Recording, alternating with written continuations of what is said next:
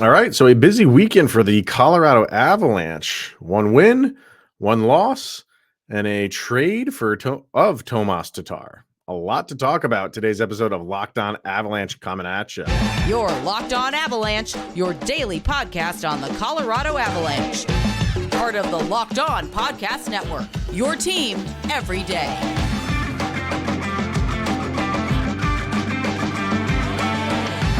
All right, everybody, welcome to the Locked On Avalanche podcast. We're part of the Locked On Podcast Network, your team every day. I'm your host, Chris Maselli.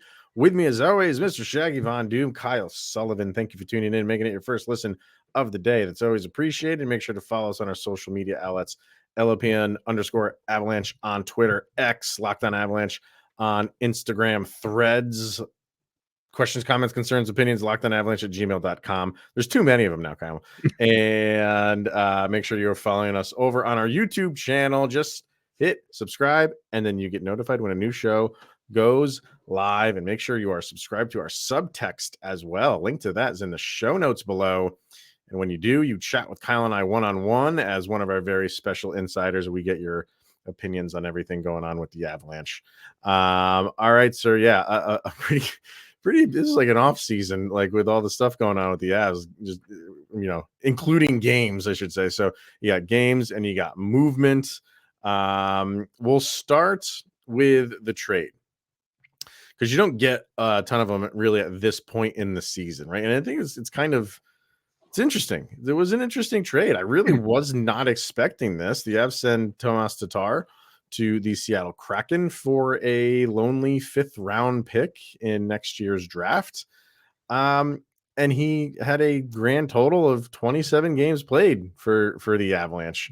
Well, I think it might be less than that. Let me look up how many actually played because he was a healthy scratch. And I know at least one game, maybe there was 2 games and there was a healthy scratch.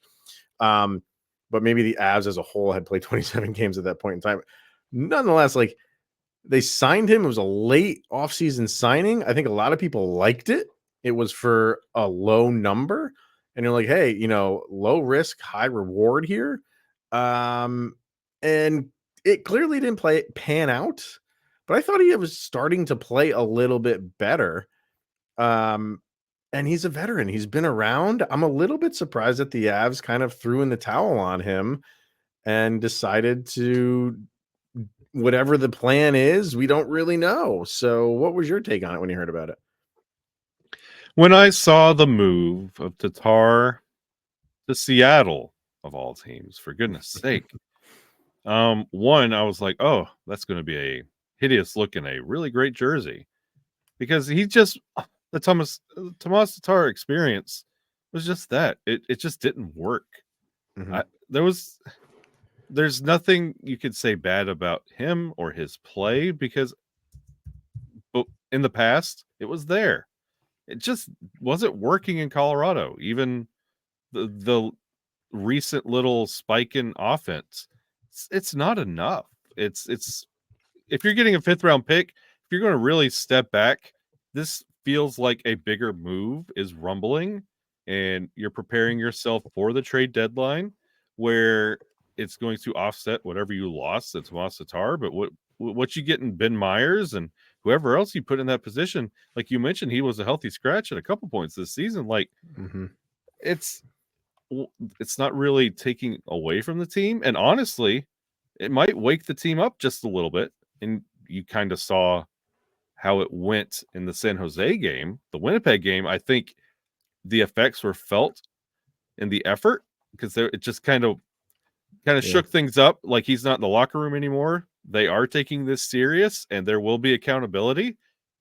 Maybe that message made it through to the San Jose game, but it was, I'm not hating on it. No, I don't really hate it because like he really wasn't giving you much, but the surprise for me just comes from, as much of a veteran as he is, it could have just been, new guy, new team, and he's been on a few teams, so it's not, if that's a thing where you're just on a new team and you need some time to adjust, you would think someone like him would take not as long to adjust, because he's been in the league long enough. You know how this thing works, and it could have just I think it was just a system thing. I just don't. It just seemed like he was not a fit for the Avs system. But having said that, I did think he was starting to come around a little bit more. And this is where like it's a little bit surprising because we've seen the Avalanche be patient with guys in the past. In the past, right? That's the key point is in the past. Because now it's almost like they're not going to do that anymore. Like this is like the second move here. The first one being Alex Newhook, where we're just like, no, we have our window here, and we'll be a little bit lenient, but not that much. And you saw that move with Alex Newhook, where it's like, all right, like he's still so young. We could keep you around, but we're not in the position to really want to do that right now. So pack your bags. And I really wonder how much of this was the Seattle Kraken being the one maybe calling the Avalanche and saying, we need some, because they're down guys. They're injured. Burakovsky's out. Who else is out on their team? That's there's somebody else I can't think of it at the moment, but Burakovsky's the one name obviously that comes to mind. They're down scoring. Huh? Yeah, Brandon Tanev, I believe, might be the other one. I don't know. It doesn't matter. It doesn't matter. Like they need scoring. So maybe they were the ones to call up the Avalanche and just be like, hey, can you give us someone like Tatar?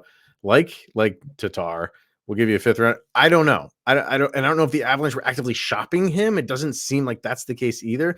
It's just a little bit surprising that they didn't just stay the course, keep things going. Where he's starting to come out of this thing a little bit. Let's play it out for another. But they wanted to get it done before the Christmas freeze where you can't move anybody, and they went and did. And there's 2 points there. We both have mentioned his veteran status, and there's a difference in Tomas Tatar and Ryan Johansson. Mm-hmm. Ryan Johansson can lead with not just his experience, but the skills that he has, and it's evident on the ice, which also showed up in the San Jose game. But Tomas Tatar, it almost felt like the way he was playing and contributing and his role on the team, it felt like when you're working at a job and somebody comes in and all they do is tell you, well, I was a manager for 15 years, and you're just like, yeah, but we're here. It kind of felt like that. Like, yeah, you're a veteran, but not a Colorado Avalanche veteran. Like, this is how we do things. And I don't think he was adjusting to the speed of the team. And when you talk about that hot streak that he was having towards the end, I think honestly, with the way Curtis, I don't want to say hot streak. He was playing better. Like, he was playing better. Playing better. MacKinnon, that's a hot streak. But yeah, that's a hot streak. Yeah. But Curtis McDermott, with the way he's been training and playing, like I think he would be a better forward option. Well, that's where I think this is the big part for the Avalanche is, look, like we were only paying him $1.5 million, not breaking the bank at all. And, every dollar counts. Mm-hmm. So do we unload him and all these other guys that we have that are playing as well?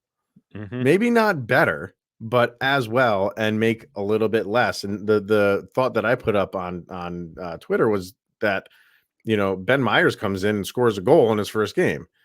And that's how, he equaled Tatar in that goal for what Tatar has had all season.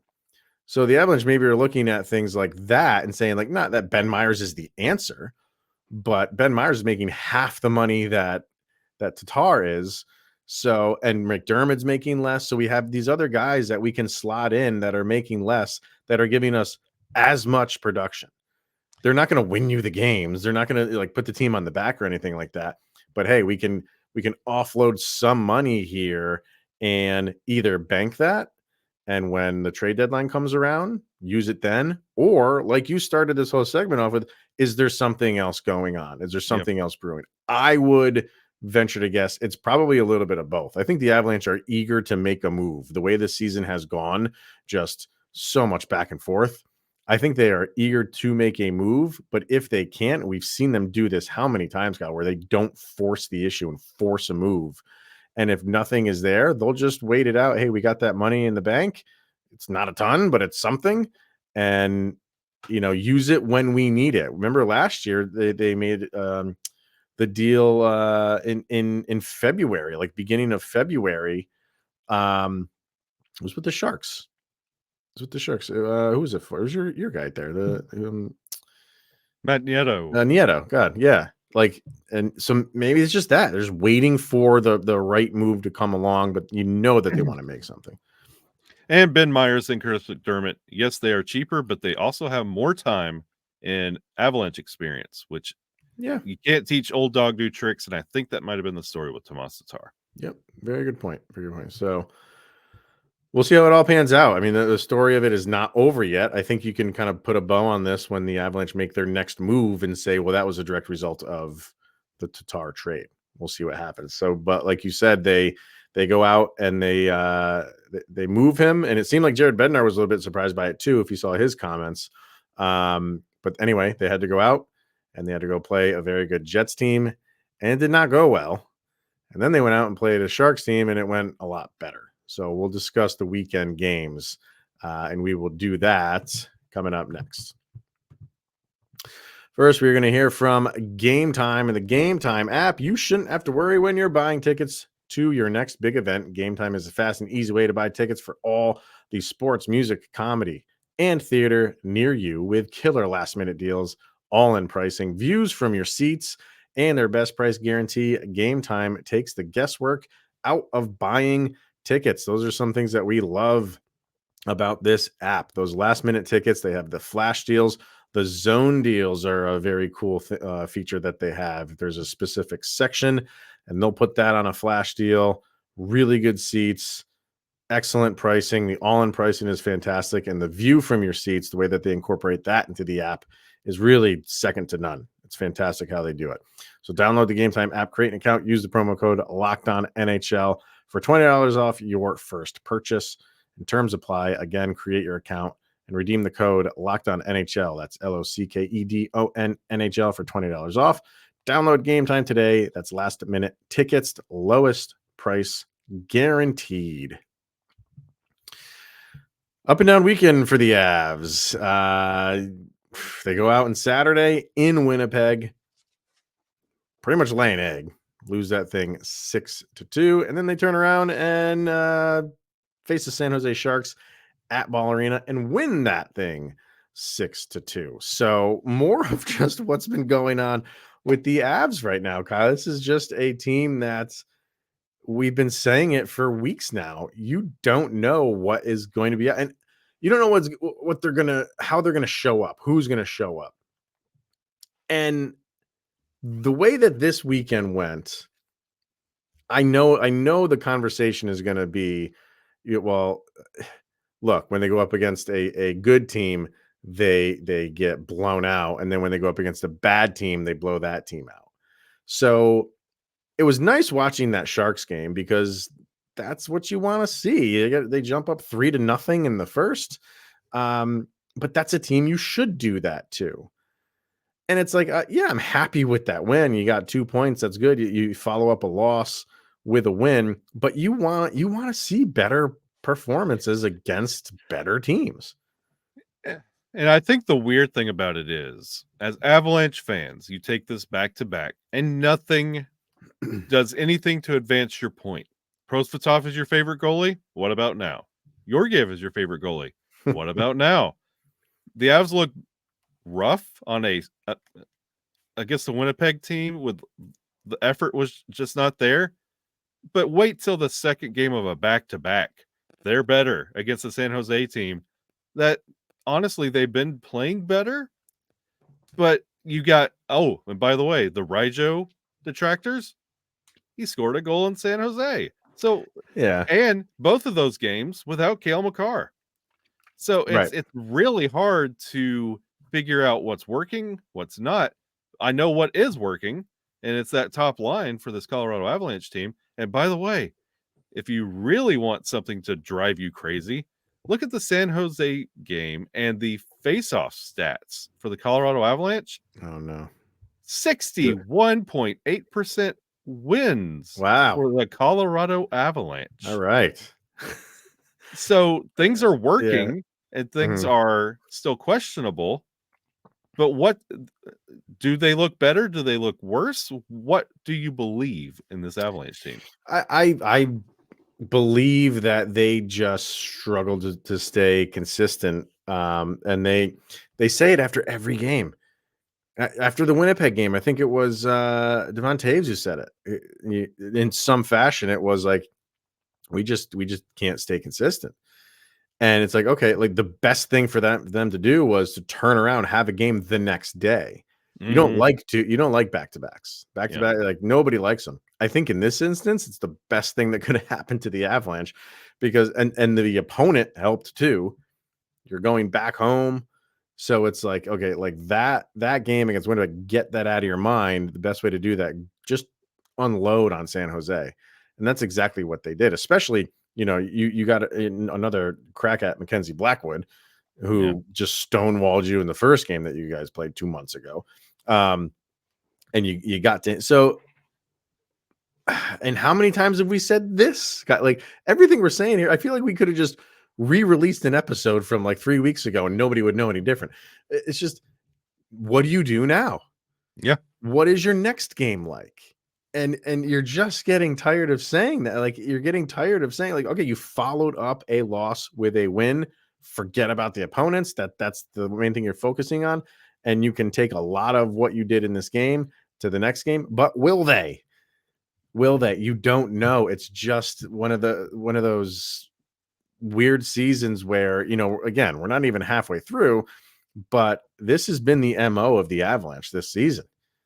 And I think bad followed by good. And the wonderful thing is, Avalanche fans, you're right. The sky is falling. Look at the Winnipeg Jets game. This team is building. Just hold out hope. You're right. Look at the San Jose Sharks. But you would like to see them. This team has been able to put streaks together, both positive and negative. And you have a constant in Nathan MacKinnon. Mikko Rantanen's looking good. You got a goal from Rijo. That's awesome. That's what you want to see. The power play in the San Jose game, 50%. That's 4 opportunities, and they netted 2. That's positives. You want to see them build off this. You don't want to see another effort where it's like they're skating through mud like they did in Winnipeg. And again, the San Jose game was at home. Winnipeg was on the road. Usually they looked a little bit better on the road. Home has been a disaster, and now they've fixed home. And Saturdays aren't notoriously good for the Colorado Avalanche because that's when the St. Louis blowout happened, the Vegas blowout happened. So the Winnipeg Jets game just kind of follows suit. If that's a trend, sure, great. Let's just avoid Saturdays. Let's break pipes like in Nashville. Right. But I mean, it's so weird. And then you constantly are looking forward to the next game. And this is why we always talk about the here and now, because if you keep doing this, look forward to the next game, you're going to turn around and the All-Star break is behind you. And then you're looking at the end of the season and you're begging for consistency. And in the San Jose game, you scored 6 goals. So I'm gonna talk about this, and I can't really say if it would have had a major impact. But in the first 2 minutes of the game, you have a 5-minute major on your hands. Jacob McDonald with a really nasty hit on Sam Malinsky. I don't think that was how he intended to do. Malinsky like it seemed like he toe picked or something, and he was kind of going down. But still, Jacob McDonald needs to not do what he did. That could have been catastrophic. And he's deserving of that 5-minute major, even though I don't think that was his intended purpose on that hit. He's a dirty, rotten traitor. I mean, we know him. So I don't really think he plays that way, but it doesn't matter. Like that was the end result of that play, and what he got is what was deserved. So the Avalanche have a 5-minute major a couple minutes into the game, and you're just like, okay, you're just rubbing your hands here because this is one of the worst penalty kill teams in the league, and you got them for 5 minutes flat. And you get 1 goal, which I posted is better than none, but you got that thing with less than 1 minute left in that 5-minute major. I'm not saying that would have had, rolled over into the rest of the game. Like I said, when you score 6 goals, you have this team's number, at least for this game. But man, like that would have played just in their minds for a little while, maybe for the rest of that period anyway. And I don't think the fan base wanted to see that either. No, And it didn't look good either. A lot of that power play didn't look good. And you're absolutely right. If they went through that whole 5-minute major and were not able to convert, it goes back to the points that we make the everydayers know. The little moments in the games that could affect the whole game or a stretch of games. Coming off that Winnipeg just debacle. Yeah. And then you can't convert on a 5-minute major, can't put anything in against that penalty kill. That would definitely weigh on them for the rest of the game, and it would be a different outcome. Absolutely.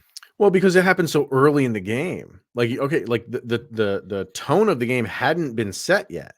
And you had the opportunity to do that with a man advantage for 5 minutes.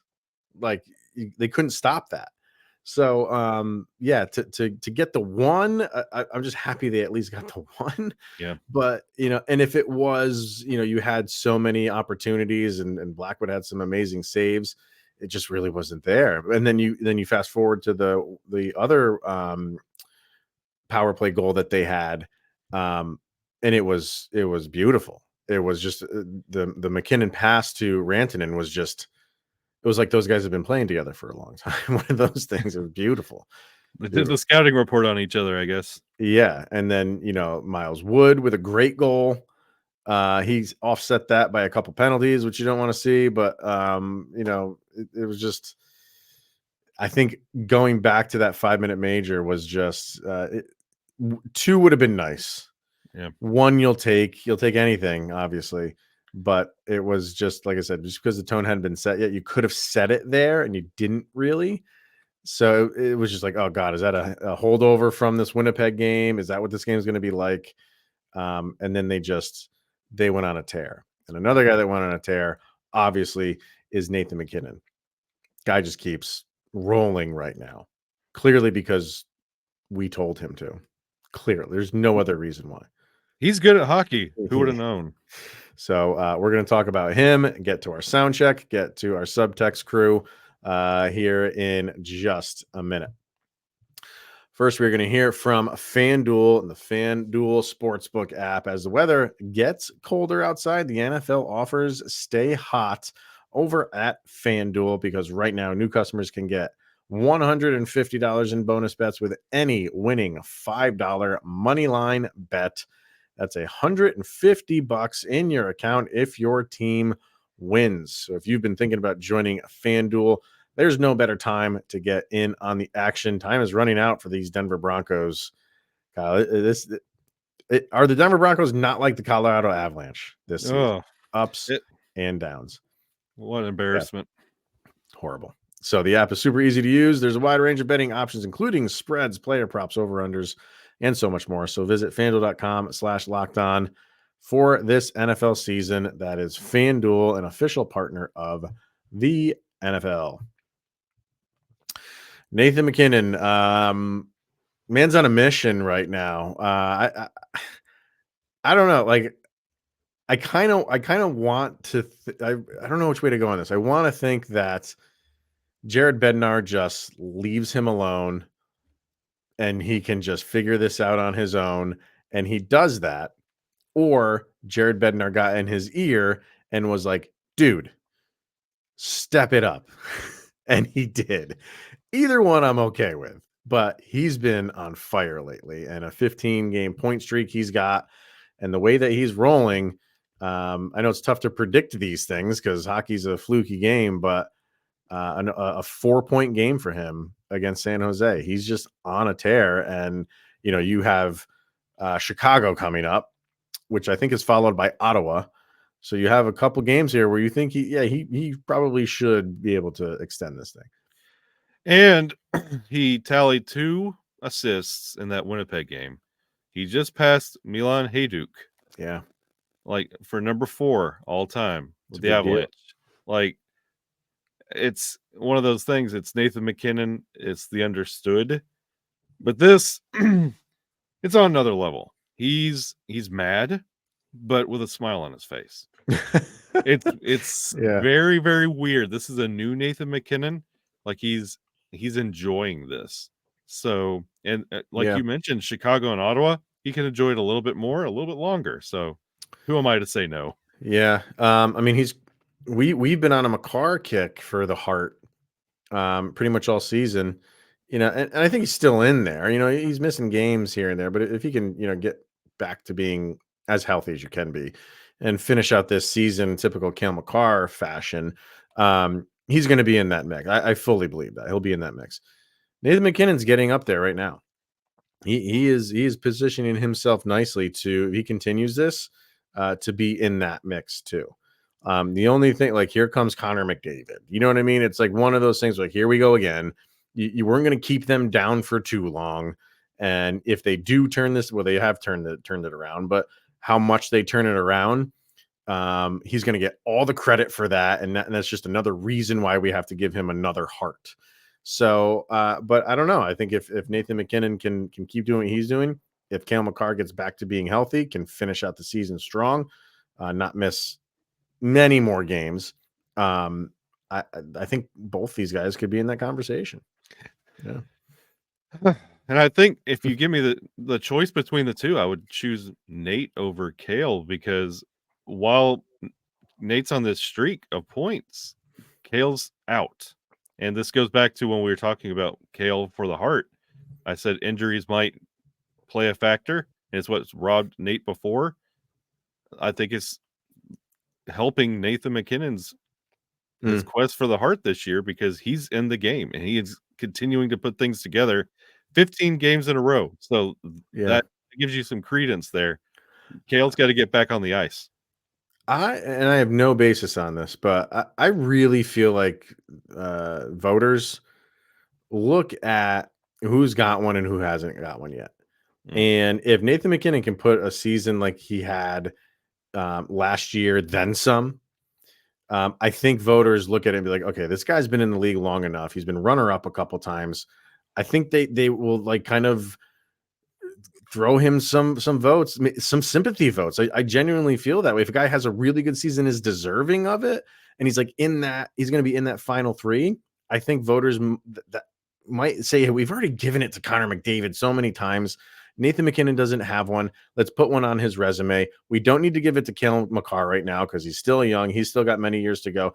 This could, again, I don't know if there's any validity to that, but I know I would if I was a voter. If there was a guy out there that didn't have one on his resume yet and should have by now, maybe you get some of those sympathy votes. So, I mean, we got a long way to go, and we'll see how this thing all pans out. But that could be in the conversation as the season goes along. So we shall. That's what happens with the Norris, with Makar, Fox, and Yossi every year.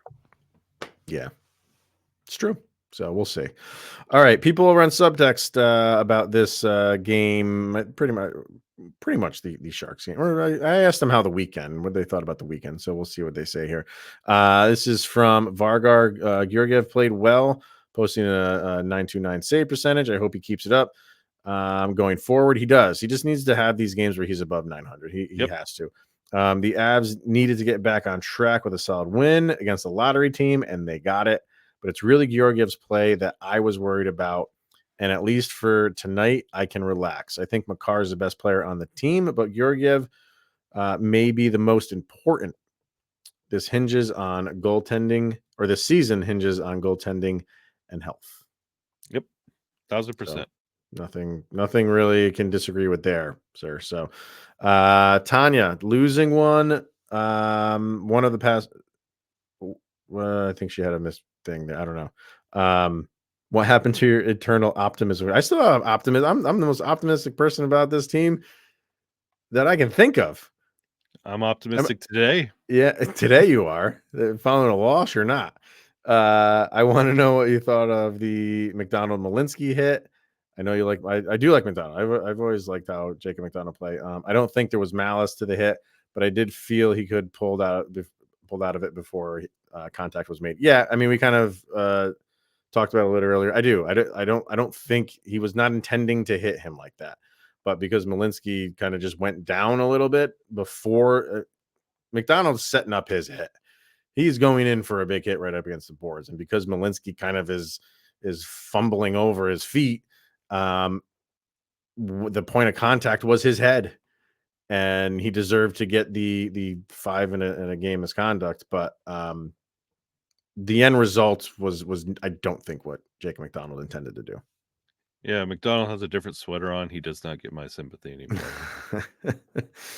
We've moved on from Jacob McDonald. So, and finally, Easton Drouin looked good. Yeah. Rijo gets spicy at the end of San Jose was nice. I like the energy. And he said stars being stars tonight. They have been, man. Like the top line, like that. How we were just in love with the third line. We still are. We wanted the top line to match that, and they have. They really have. Those guys are just, they are clicking right now with Mikko, and Nichushkin still just doing everything that you're asking them to do. You're getting those moments of things here and there, of pockets of things clicking, and then moments of them not. And you just need to have those dials turned on much longer than they're turning on and off back and forth all the time. Yeah, we're just trying to figure out how long to cook things. That's all. Oh, don't Russell Wilson this thing, man. Not on this podcast. That's another one. All right, last bit of info. That is our Locked On Avalanche sound check. Kyle and I each pick a song that best describes the most recent game, or maybe the whole weekend, because we didn't do it over the weekend. These songs go up on a playlist over on Spotify. Just search for LOA Soundcheck. This is volume number 3. So what do you have for this one, sir? Easily. You take Winnipeg, you take San Jose, you put them together, and you get my favorite Oingo Boingo song of all time. Who are you going to be today? I'm shrugging my shoulders because I don't know. That is the big question. And I'll just piggyback right off of yours. There's a Pearl Jam song, fantastic Pearl Jam song. It's on the slower side, but it's a little haunting and just like, ooh, it makes you like, gives you like goosebumps listening to it. And it's called Pendulum. That's, again, it goes right in line with your pick. This season is just back and forth and back and forth. And what's that Edgar Allan Poe poem with the pendulum in the pit? Oh, yeah. That's what it is. Yeah. Oh, man. Yeah. Right. Man, I'm just waiting for the consistent as. Maybe they get it this week. What's their next games here? I said Chicago is the next game. That's on Tuesday, and then Ottawa. Thursday is Ottawa, and then Saturday is the Coyotes, and it's a back-to-back. No, it's not a back-to-back. Yeah. Well, they play the Coyotes. That's before the Christmas break, and then the first game out of the Christmas break is the Coyotes again. Sweep these, please. Just win these next 4 games. That's all I ask. Make it so. Make it so. All right, that's going to wrap it up today. Thank you, everybody, for tuning in and making Locked On Avalanche your first listen of the day. That is always appreciated. He is Mr. Shaggy Von Doom, Kyle Sullivan. I am Chris Maselli, and this is the Locked On Avalanche podcast, and we'll see you guys tomorrow.